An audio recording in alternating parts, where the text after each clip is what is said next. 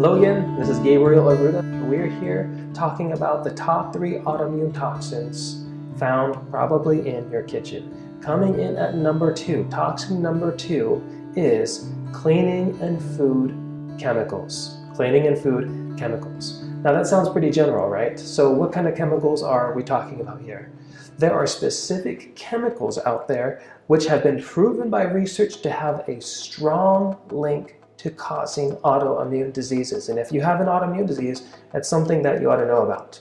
Now this is also interesting because this also ties in to helping explain why do women get more autoimmune diseases than men.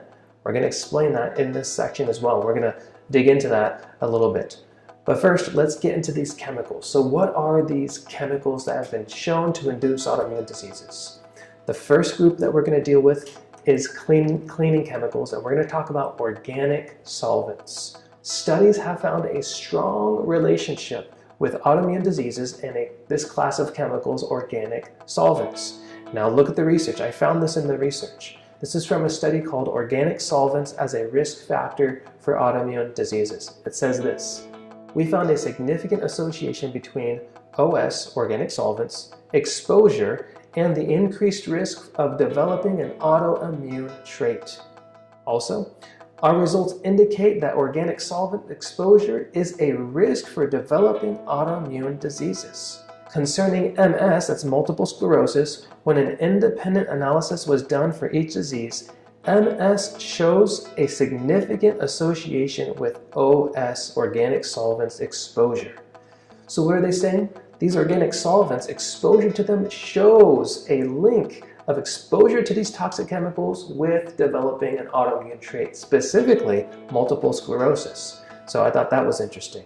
So what exactly are these organic solvents? We want to know what these are to avoid them, right? Well, these are typically substances that are used for dissolving things and for cleaning things. And they're commonly found, here's the sources, commonly found in polishes, waxes, spot removers, rug cleaners, glues, degreasers, personal care products, we're going to get into those, nail polish remover, and all-purpose household cleaners. And the idea is that regularly breathing, regularly coming in contact, getting this stuff on your skin is a serious risk factor for developing, and by virtue of the association, perpetuating also autoimmune diseases, a risk for developing and a risk for perpetuating autoimmune diseases. And so let me just show you an exact list of what these chemicals actually are. Let me put a list up. Now you see all the crazy complicated names. You're probably not going to memorize all these names so that you can look out for them when you're reading labels. So a good rule of thumb is just start looking for natural cleaning products. Read the label, and the idea is that the fewer the crazy looking words on the label, the better. The fewer the crazy looking words on the label, the better. And if you can't pronounce it, it's probably not a good idea to put it on your body. It's probably not a good idea to breathe it and expose yourself to it, because it could be an organic solvent leading to an autoimmune disease. So what about food chemicals? Let's talk about chemicals in our food now that induce autoimmunity. A 2014 study entitled "A Potential Link Between Environmental Triggers and Autoimmunity" cites a number of changes that have happened in our food in the last decade that is a potential risk for developing autoimmune diseases. What food changes? Let me quote it. This is exactly what it says.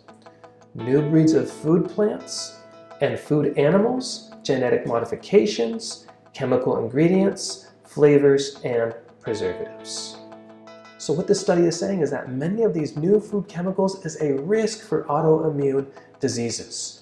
There is one chemical in particular that we need to be mindful of, and that is the chemical TMPD, also called pristine.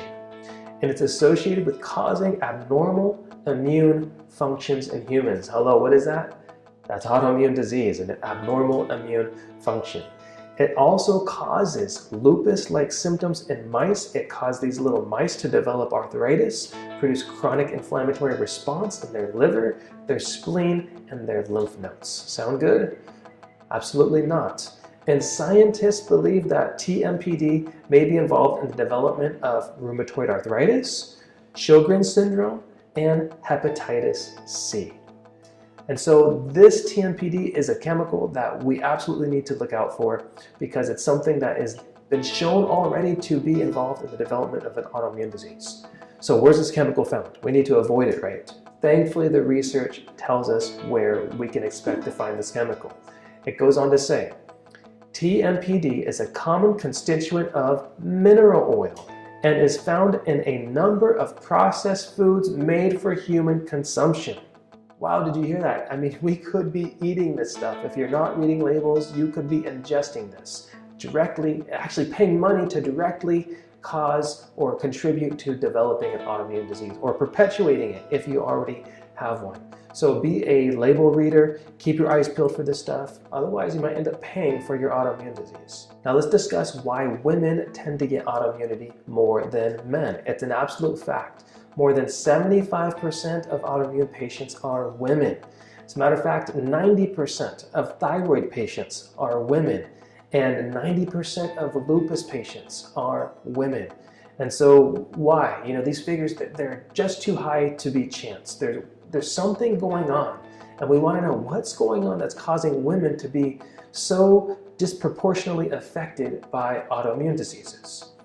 And what we found is some interesting research. Dr. Shannon Dunn is a scientist at the Women's College Research Institute, and she states, over the past 50 years, the percentage of MS patients that are women has increased from 65 to about 75%.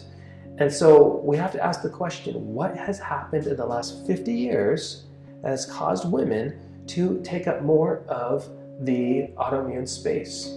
Has the biology of women just drastically changed to all of a sudden want to have autoimmune diseases, or is there something else going on that's affecting women?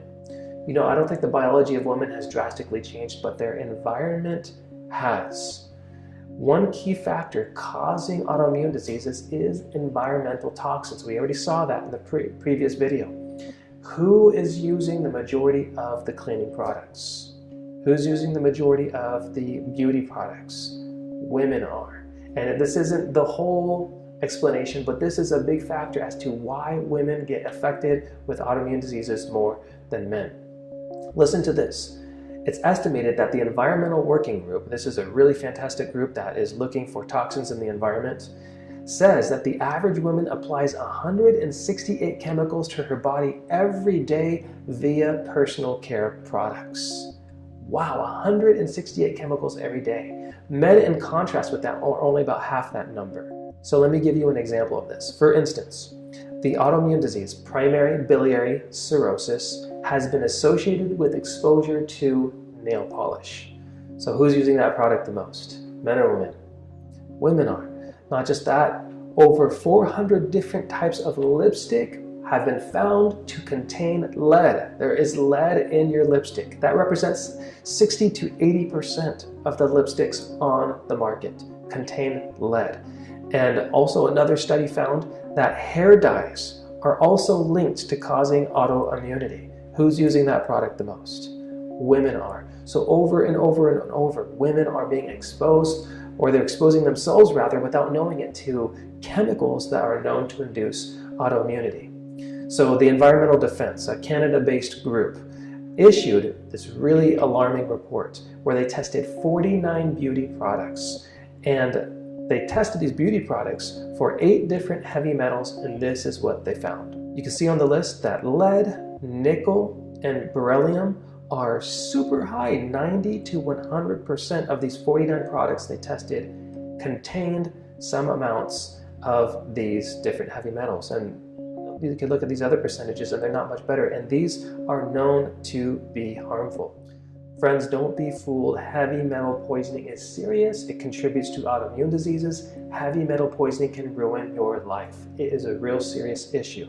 And how are we getting exposed to this? Through many different sources, but one of them is beauty care products. And so the issues, the complications that arise from heavy metal poisoning are numerous and they're absolutely terrible. Let me just give you a few of them. Brain lesions, similar to those of Alzheimer's patients. They are neurotoxic and disturb neurotransmitters. Also, neurological degenerative malfunctions that copy diseases such as multiple sclerosis. Hello, that's an autoimmune disease. Parkinson's disease, and muscular dystrophy. The list goes on. Damaged blood vessels, impairing organs, malfunctioning of nerves, kidneys, and muscles. I mean, this is just a long, terrible list of things that happen through heavy metal exposure, heavy metal poisoning. So the point is, if you're not using natural beauty care products, you are slowly poisoning yourself, and poisoning yourself with chemicals that are known to induce and cause autoimmune diseases. Now, don't worry. The good news is that there are companies out there that are putting out natural beauty products that are on the market.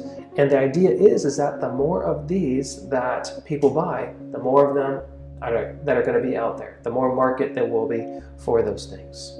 And so, for myself, having healed of an autoimmune disease, I understand how important, how necessary it is to shut off that toxic supply, to keep yourself free from toxic contamination. And that's step number one. I have a 5-step protocol that I'm going to discuss in the next video of how I reverse my autoimmune condition. And that's essentially step number one. You have to turn off the faucet on the toxic exposure that's coming in and creating an autoimmune response. And that could be slightly different for different people. It could be different for your situation than it was for mine.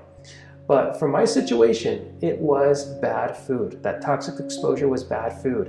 And my body would thankfully let me know every time I was exposed to this. And I would get terrible headaches, sometimes migraines, vomiting, feeling like my head was going to explode if I ate a food that had a chemical or it was something in there that my body didn't like.